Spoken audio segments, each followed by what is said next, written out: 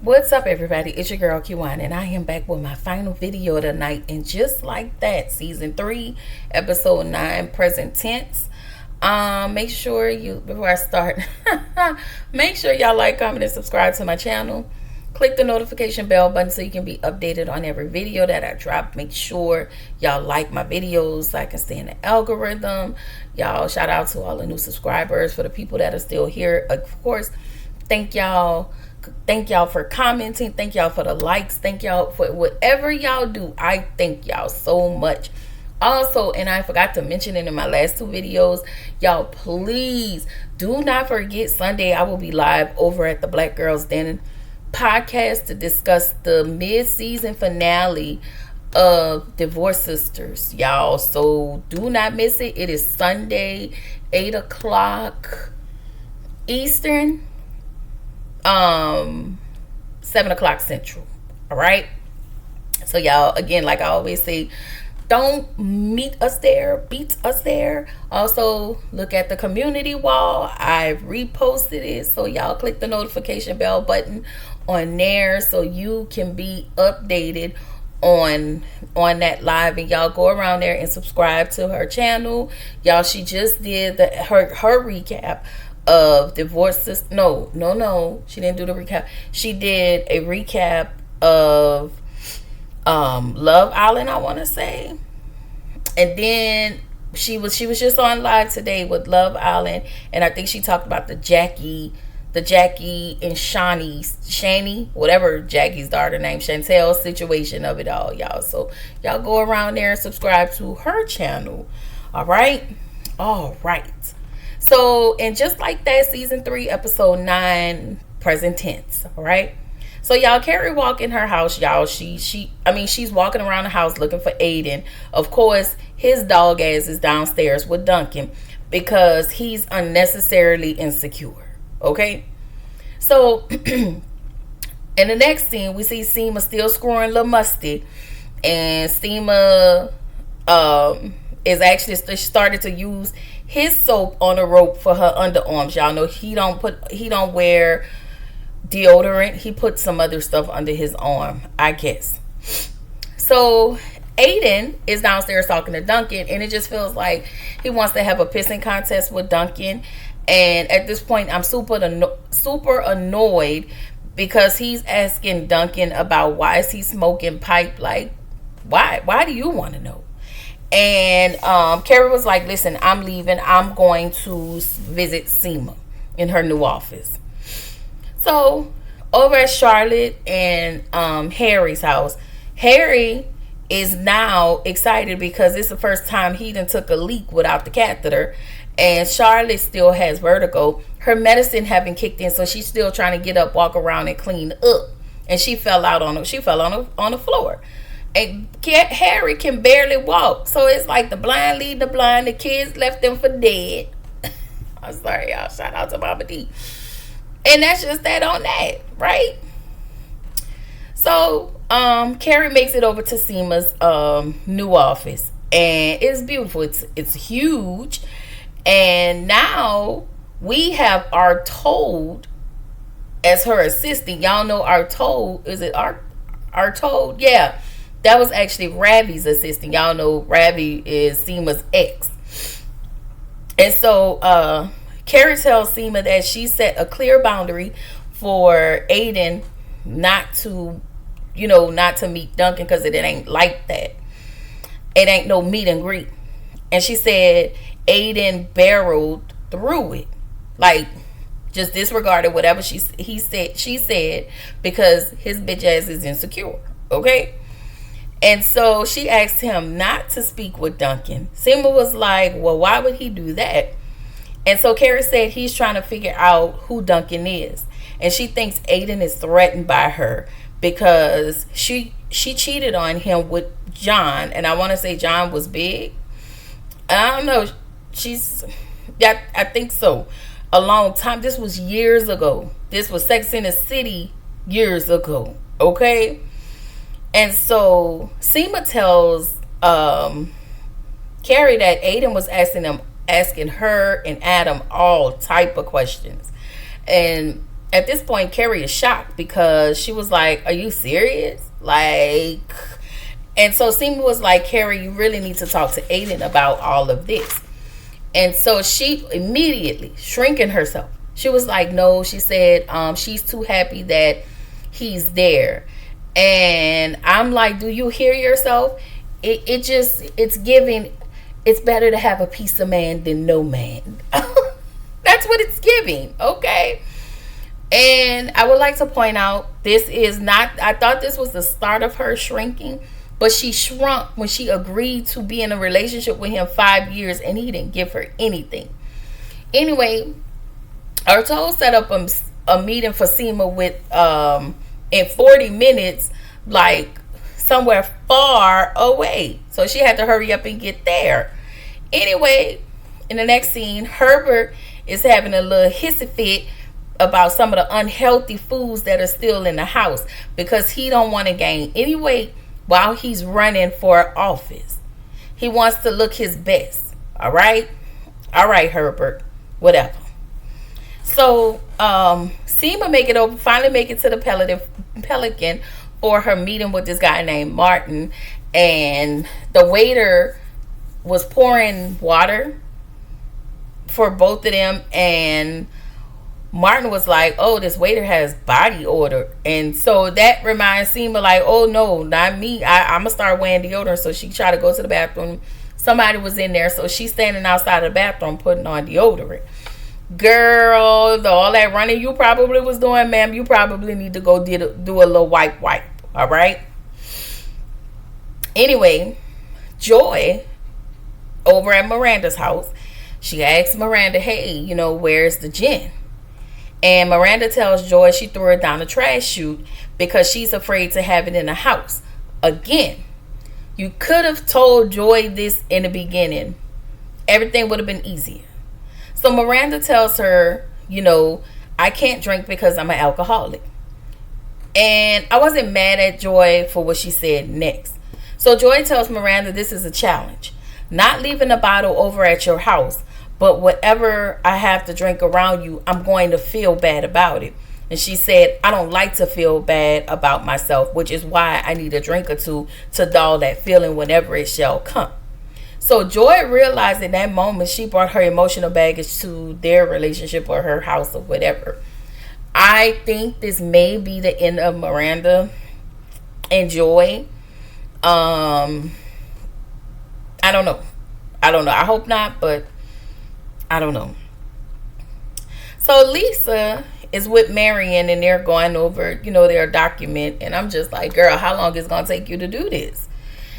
Anyway, Herbert calls Lisa just to tell her he gained a pound. And I'm like, Herbert just so codependent. I'm sorry, y'all. I know y'all think I pick on Herbert all the time. But Herbert is extremely codependent. Anyway, Carrie, because, with them talking that morning, Carrie was supposed to meet with Duncan to go over the chapters, right? Aiden came downstairs knocking on Duncan's door. Duncan was like, "That's your man outside." So she go and open the door. He was like, "What time are you coming up?" "Excuse me? You are not my daddy." And he was like, "I just want to cook. I want to cook steaks." Is he hungry? Aiden, you do not trust this lady. Say that without saying it. And so she was like, "I told you I don't know how long I'm going to be." This is embarrassing if you ask me. This is extremely embarrassing. So I'm like, Aiden, you showed up at this lady's house unannounced. This was planned well before you decide to take a last minute trip and come. Anyway, it was just annoying me that he is just too old at his big old age to be like this. So Anthony and Gia, y'all know Anthony was supposed to cook for Gia. So he cooked for Gia. And y'all, she took his salt and pepper shaker. The pepper have a black man on the bottle, and the salt have a white man on the bottle. I'm like, I should feel slightly offended. All right. I don't know why. I just feel like I should be offended by that. And so Gia is afraid that Giuseppe will have to stop his life at some point to take care of Anthony, because she gave up her life for her husband, her widow. I think he passed or something, but for Giuseppe's dad. She was prime in her career and all of that, and he just immediately got sick. And so she took care of him. And so she doesn't want that for Giuseppe because he's young. She wants him to live his life. And I agree. I agree wholeheartedly, right? And so she didn't tell Anthony, listen, how much is it going to take for you to leave my kid alone at this point? So Anthony tells her, listen, you remind me of my manipulative aunt, what is it, Mike? Michelina. I'm sorry. Michelina, the Boston bookie with the beard. And so Gia was like, you need to get your old ass out of my baby's life. And then she got mad and threw his dishes down on the floor. He tells her, you need a good damn therapist. So Giuseppe walks in the door with Gia with a knife in her hand because she threw all the stuff down that was on the table. So she was just picking up the knife. And so as she had the knife in her hand, Anthony was like, I told you she was going to unalive me.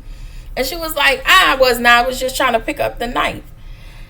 And she tells Giuseppe, listen, she does not stand with this relationship.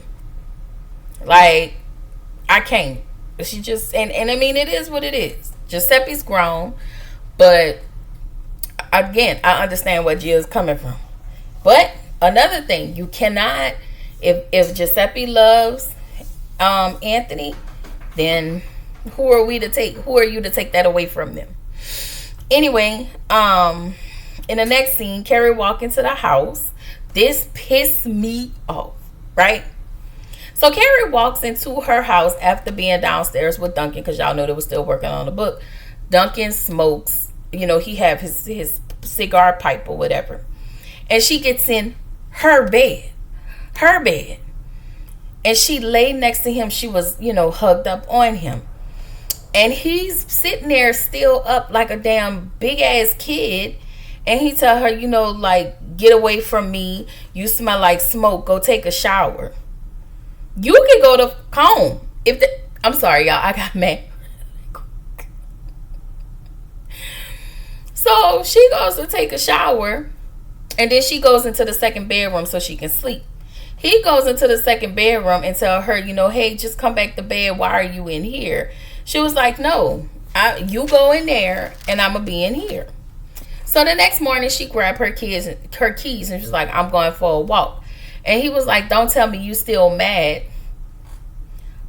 What was she not supposed to be after you offended her like that? Like, that was very rude and offensive. And instead of him telling her how he really feel, he was being passive aggressive. Anyway, he was like, well, I'm going to go take a fucking walk. And I'm just like, why are you cursing at her? Anyway, they both get to arguing, right? And so she was like, at the end of the day, you're worried about me and another man. That is the whole thing. She was like, because why did you meet him? She was like, why did you go out on the terrace? He was like, because I wanted to get fresh air. Bullshit. You went on the terrace because you figured he was going to come out there and that was going to be your segue to have a conversation with him. The way Aiden would get the hell out of my house and go home, you can walk as far as I'm concerned. Like, it is what it is. So Aiden texts Carrie and asks her to go to lunch. He tells her, I have trust issues. And she said, he tells her, I have trust issues with you and other men. So Carrie was like, had or have? And she was like, you should say had, because I hadn't done anything to you. And so he tells her, can you blame me? She tell him, you can stop blaming me, right? And then she gets up and leaves. So he gets up and follow her. And ooh, he asks her, I'm sorry. He gets up and follows her. So this was my point. First of all, you asked this lady to wait on you for 5 years so you can get your raggedy ass son prepared. And guess what she did? She waited on you for 5 years. 5 years went by. She never met anybody. You asked this woman to move out of her original apartment because you were uncomfortable with when her husband passed away. You were uncomfortable not because he passed away, but because she cheated on you with him. And you were uncomfortable at your big ass age. But you're trying to come into her life. But you want her to wait while you live in Virginia. Like, I don't understand that. She moved out of the house and found a bigger house for you, and so to accommodate you and your kids. She did all of this to accommodate you. You told her you slept with Kathy, your ex-wife. She forgave you real fast, even for my liking. So I say that's 3 strikes, baby. You would have been out the door. Okay? She tells Aiden, how dare you? And she also tells him, like, all the stuff I've done in this relationship for it to work for us, all the accommodations she has made, all the allowances she has given in this relationship so it can work. She's done more work than Aiden would ever do. And I bet if she ever asked Aiden to that, he'll just put it all on his son, and he'll probably tell her no. Like, when I tell y'all, I'm so pissed off. So he tell her, because she was like, I don't know if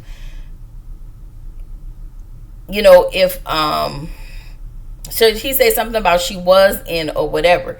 He said was or are. And he asked if you was in or are you in? 100%.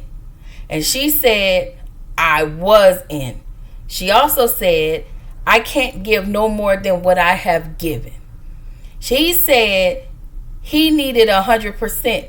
And she said, so do I. I cannot stand Aiden. Okay? Aiden, he said he thought that they would make it. I don't know why you thought that y'all was. I knew y'all wasn't. I was just waiting for the end to come so it can show itself mighty. Okay? And then they break up. When I tell y'all, I was very extremely happy and relieved for Carrie. Okay? Because you needed that. That was causing a lot of tension and stress on you. And you was kind of taking it out on your little friends a little bit. And I wanted to bat the piss out of her. All right? So Carrie meet up with the girls, and as she still, y'all know, she narrates out as she's writing her book. She realizes that her and Aiden didn't have a future. We are proud of you. A lot of us are proud of you. Okay, we don't like Aiden. Okay, we almost didn't like you. You almost didn't make it. All right, but you made it. You made it. Like, I am glad that she decided to choose her and not his raggedy ass for a change. Okay? It is not that deep. It is not that serious. You can find somebody locally, and he lived right under you. So, anyway, y'all, this is the last video of the night. On your way out, make sure you like, comment, and subscribe to my channel. Also, let me know what y'all thought about this episode in the comments. And I would see y'all tomorrow for BMF, but I am going to a wedding. So it will be Saturday that y'all gonna get BMF. And of course, Love and Marriage Huntsville, where I'm gonna try to do my due diligence and go live. Saturday night, my very first live. Okay? Until then, I will see y'all on Saturday.